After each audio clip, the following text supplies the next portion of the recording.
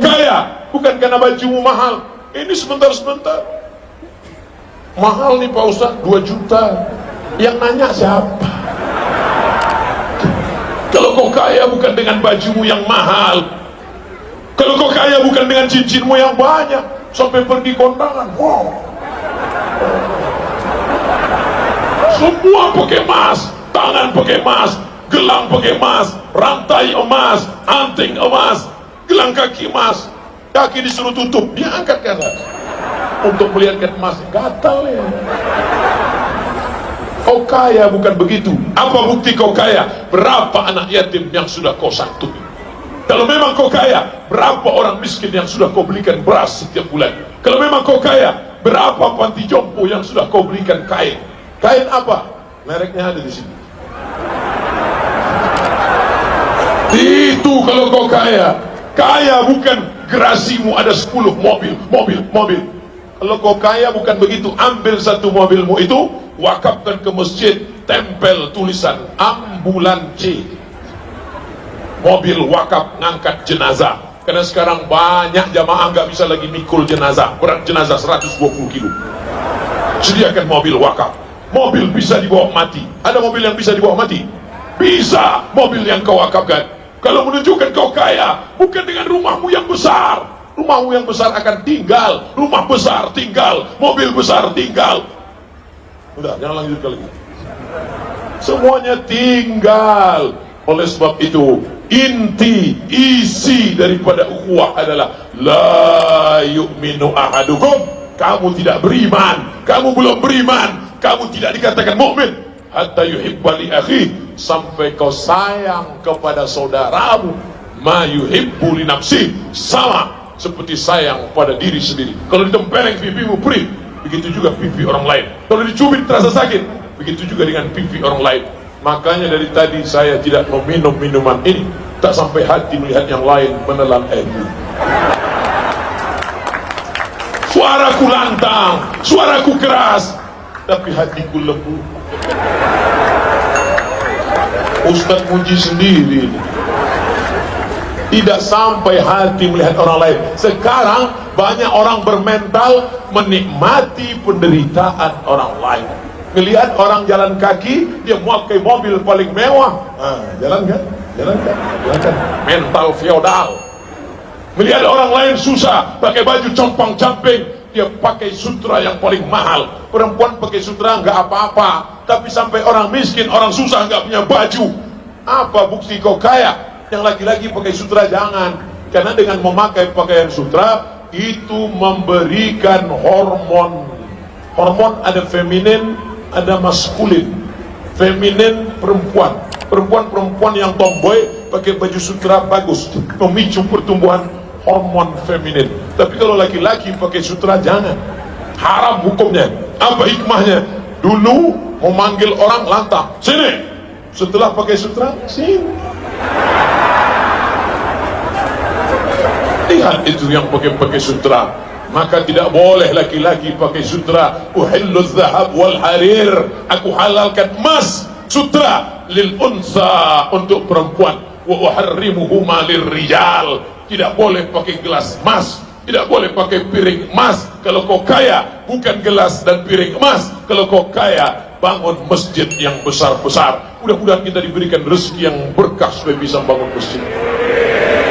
Jangan sekedar ngaji saja. Ada namanya Ustadz, sahabat saya Ustadz Syihab. Dia ngomong ke saya kalau 2 tahun pengajian nggak ada action, stop. Majelis taklim. Kalau 2 tahun nggak ada action, stop. Actionnya apa? Buat MDA, buat sekolah, buat musola, buat panti yatim, buat sekolah tahfiz. Yang sudah punya grup pengajian, mana pondok tahfiznya? Yang sudah punya grup pengajian, mana musola kecilnya? Buat, gabungkan uangnya, praktek langsung. Selesai dari pengajian ini, jangan pulang ke rumah, cari panti asuhan, datang ke sana, cari bapak ketua, bapak kepala panti asuhan. Ya, berapa anak yatim di sini? Ada 300 orang. Kami mau jamu mereka makan malam ini. Semuanya? Enggak, 3 orang aja. Bapak tiga, bapak tiga, bapak tiga, bapak tiga, bapak tiga. Kita semua datang 100 orang. 3 kali 100 sama dengan 300. Bisa dipahami? Begitu maknanya. Pulang dari sini, cari panti jompo. Lihat orang-orang tua. Di sana banyak janda-janda, lebih tua-tua. Suaminya sudah meninggal, anaknya mati duluan, hidup sebatang kara. Bawakan mereka kain, bawakan mereka baju. Aku melihat engkau bukan melihat engkau bapak tua, bukan melihat engkau ibu tua, tapi aku sedang melihat diriku 30 tahun yang akan datang. Abdul Somad, hari ini kau bisa ceramah lantang, hari ini kau bisa tegak berdiri, hari ini kau bisa berdiri di hadapan mereka walaupun panasnya luar biasa. Tapi nanti sampai masanya mau bersuara keras kau tak bisa. Jamaah, detak jantungmu sudah lemah. Waman nu'ammirhu nunakkishu fil khalqi. Siapa yang kami panjangkan umurnya, kami kembalikan kejadiannya, kami kembalikan kejadiannya seperti semula. Tegak lama sudah tidak lagi seperti itu. Tangan sudah mulai. Assalamualaikum.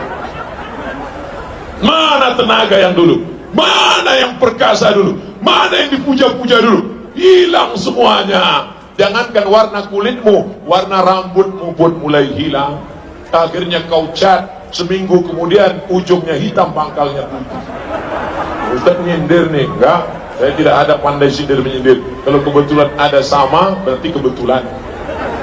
Saudaraku yang dimuliakan Allah, ya akhi, ya ukhti, bukti kau kaya, bukti kau bersaudara adalah ketika kau bisa menolong saudaramu. Wallahu fi aunil abdi. Allah akan menolong seorang hamba. Kapan? Madamal abdu fi auni akhi. Selama orang itu mau menolong saudaramu. Putar lagi video tentang saudara kita di Palu. Putar lagi video tentang saudara kita di Donggala. Putar lagi video MP3, MP4 tentang saudara kita yang terkena musibah di Nusa Tenggara Barat. Perhatikan baik-baik. Kalau tersentuh hatimu, berarti kau sudah punya ukhuwah. Tapi kalau melihat itu kau sambil ketawa, kiki. Perlu kau khawatir, jangan-jangan kau tidak ada iman di dalam. Iman tidak diukur dengan baju koko. Iman tidak diukur dengan mukena. Ini ada sekarang orang punya mukena sampai 7.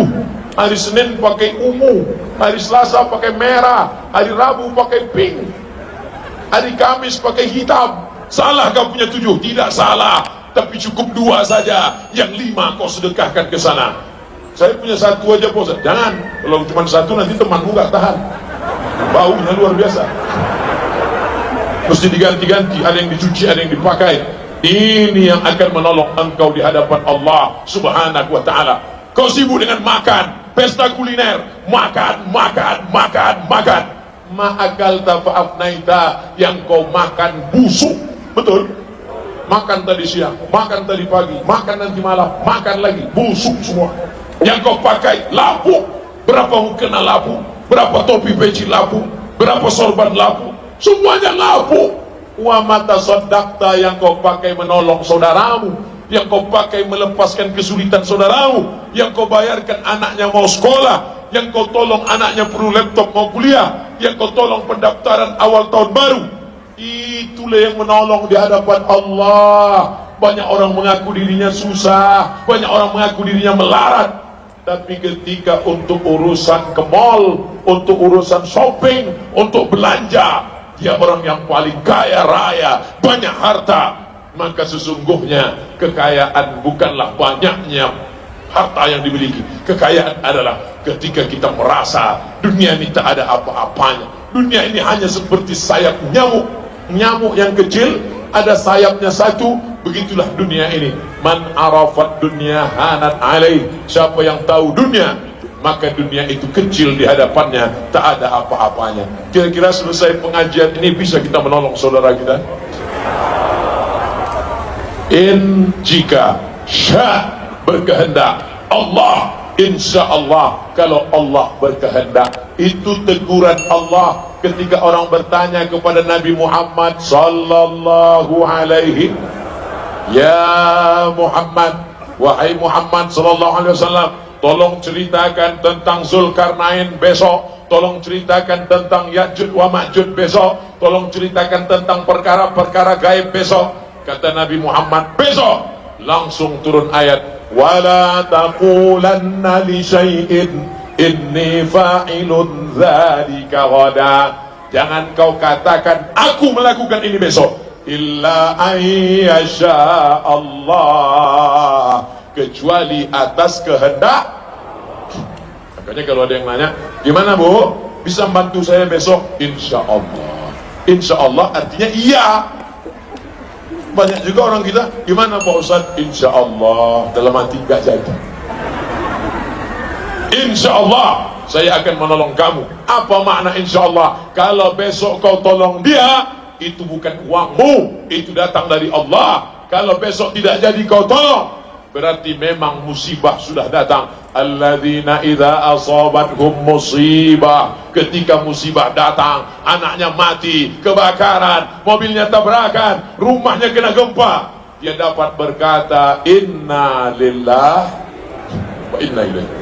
Semua ini punya Allah, semua ini punya Allah. Tapi jangan salah pakai. Jangan gara-gara ceramahnya semua punya Allah, pulang dari sini mangga tetangga kau ambil. Begitu kau ambil, tetangga marah. Kenapa kau ambil? Milik Allah. Tetanggamu ngaji juga, dia ambil batu, dia lempar kepalamu. Kenapa bapak lempar? Ini punya Allah juga. Tetap ada hak milik. Mudah-mudahan kita pahami 4 masalah ini. Pertama, makna ukhuwah. Kedua, jenis-jenis ukhuwah. Yang ketiga, ancaman orang memutuskan ukhuwah. Yang keempat, isi daripada ukhuwah. Ulang dari sini, kalau ada yang nanya, siapa yang tausiah tadi? Ustadz Abdul Somad. Apa isinya? Ukhuwah. Apa saja yang dia bicarakan? Pokoknya panaslah. Ingat, rekamannya ada, bisa diulang. Setelah itu like and share. Tebarkan, selamatkan saudaramu dengan hartamu. Tak bisa dengan harta, selamatkan saudaramu dengan nyawamu. Tak bisa dengan nyawa, selamatkan saudaramu dengan paket 4 giga. Mudah-mudahan kita